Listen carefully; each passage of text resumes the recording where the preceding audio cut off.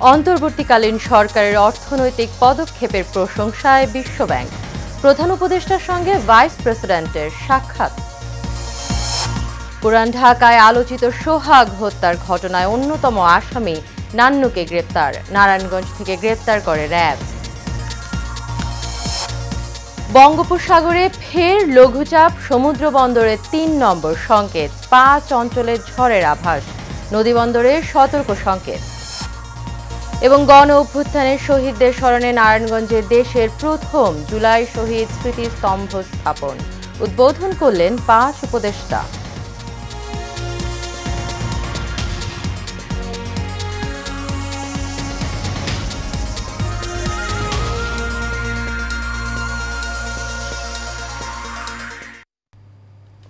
স্বাগত এশিয়ান নিউজে। পুরো সময় জুড়ে আপনাদের সঙ্গে রয়েছে আমি অরণ্য বিনতি ইউনুস।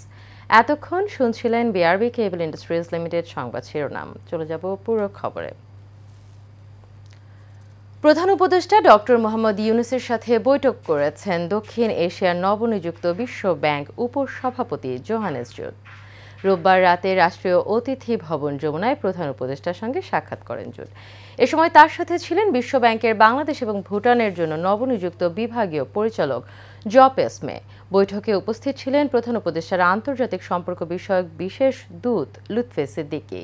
তিনি চট্টগ্রাম বন্দর এলাকার নিউ মোরিং কন্টেইনার টার্মিনাল সম্পর্কে হালনাগাদ তথ্য তুলে ধরেন।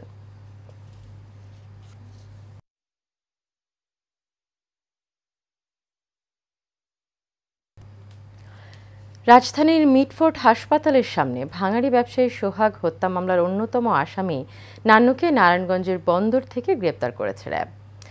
রোববার দিবাগত রাত ১টার দিকে তাকে গ্রেপ্তার করা হয়। এই নান্নু ভাইরাল ভিডিওর ইট এবং সিমেন্টের ব্লক দিয়ে আঘাত করে মৃত্যু নিশ্চিত করা ৪ জনের একজন। এই নিয়ে এই হত্যার ঘটনায় মোট ৮ জনকে গ্রেপ্তার করা হলো। এর আগে রোববার সকালে রাজধানীর ঢাকা এবং নেত্রকোনা থেকে সজীব এবং রাজীব নামে ২ জনকে গ্রেপ্তার করা হয়। তাদের জিজ্ঞাসাবাদের জন্য ৫ দিনের রিমান্ড নিয়েছে পুলিশ।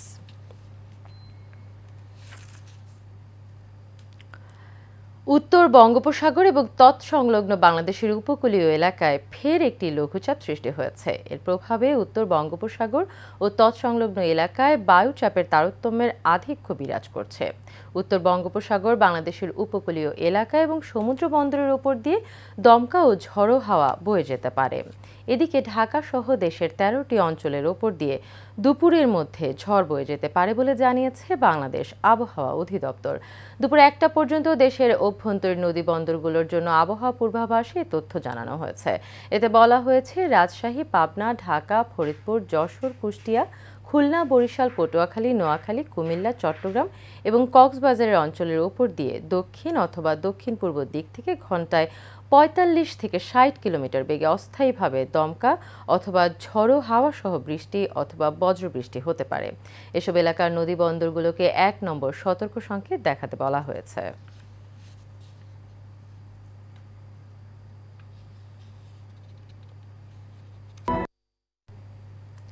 এবারে জুলাই অভ্যুত্থান স্মরণে বিশেষ আয়োজন আমাদের জুলাই। গণ অভ্যুত্থানের শহীদদের স্মরণে নারায়ণগঞ্জে দেশের প্রথম জুলাই স্মৃতিস্তম্ভ উদ্বোধন করেছেন অন্তর্বর্তীকালীন সরকারের ৫ উপদেষ্টা। সোমবার বিকেলে শহরের হাজীগঞ্জ নতুন রাস্তার সড়ক সংলগ্ন স্থানে নারায়ণগঞ্জ জেলা প্রশাসনের আয়োজনে জুলাই শহীদ স্মৃতিস্তম্ভ উদ্বোধন করেন তারা।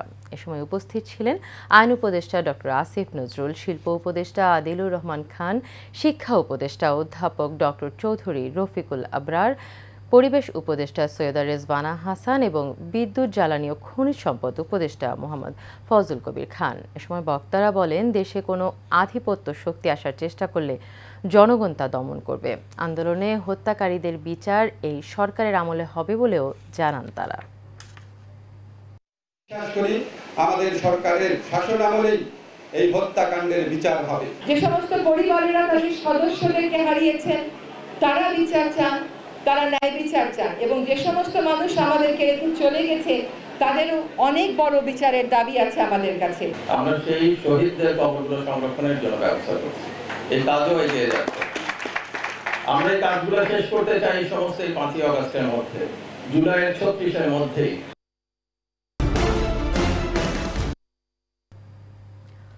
বঙ্গোপসাগর ঘিরে আগামীর বাংলাদেশের উন্নয়ন পরিকল্পনায় বরগুনাকে ঘাঁটি হিসেবে গড়ে তোলার আহ্বান জানিয়েছেন জাতীয় নাগরিক পার্টির আহ্বায়ক নাহিদ ইসলাম। বরগুনা প্রেস ক্লাব চত্বরে এনসিপির চলমান পথযাত্রা কর্মসূচির পথসভায় তিনি এই কথা বলেন।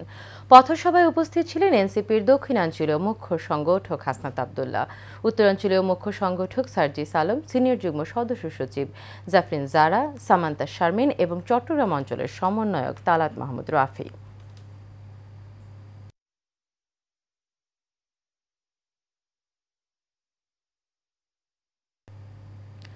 চট্টগ্রামে এলপি গ্যাস পরিবেশক সমিতি চট্টগ্রামের বিশেষ সাধারণ সভা অনুষ্ঠিত হয়েছে। সমিতির সভাপতি খুরশিদুর রহমানের সভাপতিত্বে এতে প্রধান অতিথি হিসেবে উপস্থিত ছিলেন চট্টগ্রাম চেম্বার অব কমার্সের সাবেক পরিচালক মাহফুজুল হক।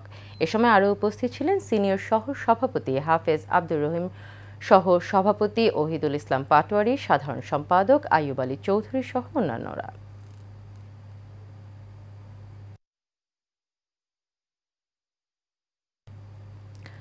কুড়িগ্রামে নাগেশ্বরীতে জমি নিয়ে বিরোধে নেওয়াশী ইউনিয়ন বিএনপির সিনিয়র যুগ্ম আহ্বায়ক আব্দুল আজিজের বিরুদ্ধে অপপ্রচার চালানোর প্রতিবাদে বিক্ষোভ করেছে স্থানীয়রা।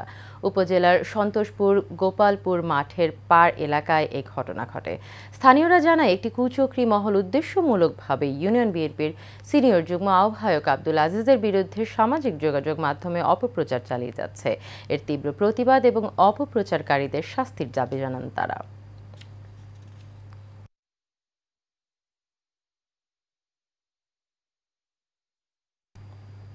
শেষ করবো এশিয়া নিউজ, তবে যাবার আগে বিআরবি কেবল ইন্ডাস্ট্রিজ লিমিটেড সংবাদ শিরোনামগুলো জেনে নেব আরও একবার।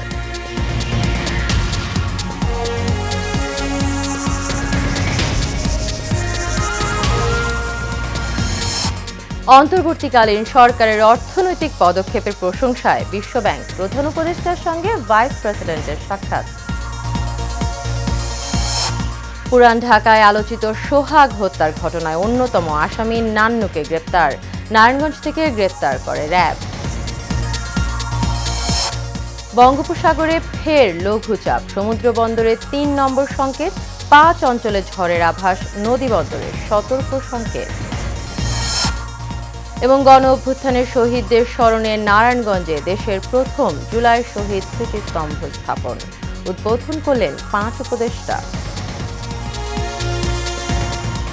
এশিয়া নিউজ এ পর্যন্তই। পরবর্তী সংবাদ দেখার আমন্ত্রণ রইল। এতক্ষণ সাথে থাকার জন্য সবাইকে ধন্যবাদ।